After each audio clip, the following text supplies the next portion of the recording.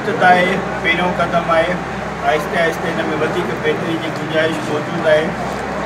इरादो बि आहे वधीक महिनत।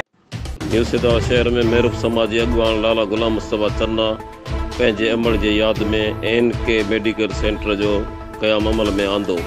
फंक्शनल लीग अॻवान नसीर अहमद मेमण उन जो इफ़्तिताह कयो।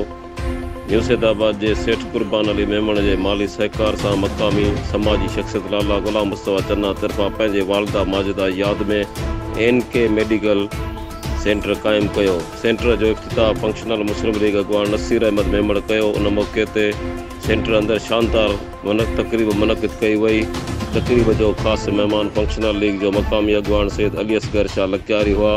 इफ़्तिताही तक़रीब में गुलसन समूह, कासिम कमरानी, जिस्कम अॻवान, comrade Rashid Detho, Imtiaz Hussain Memon, young action committee new Saidabad chief organiser Sikandar Ali समूह समाजी अॻवान, फैसल शाह बुखारी, ज़ुबैर अहमद सचर, हाजी मोहम्मद वारिस मेमण, मोहम्मद हसन खासकेली, डॉक्टर एजाज़ गुल मेमण, पीर मुनवर कुरैशी, अब्दुल हक चन्ना जना अस्पताल जो स्पेशलिस्ट डॉक्टर तौकीर अहमद तकरीरूं कंदे ॿुधायो त हिन मेडिकल सेंटर सां न्यू सैदाबाद जे शहरनि खां अलावा ॻोठाणनि खे तमामु घणियूं सहूलियतूं मिलंदियूं। जॾहिं त गुलाम मुस्तफ़ा चन्ना साफ़ हिन खे ॿुधायो त तहलका सैदाबाद में ही पहिरियों सेंटर हूंदो जेको आवाम खे फ्री में एम्बुलेंस सर्विस पिणु मुहैया कंदो।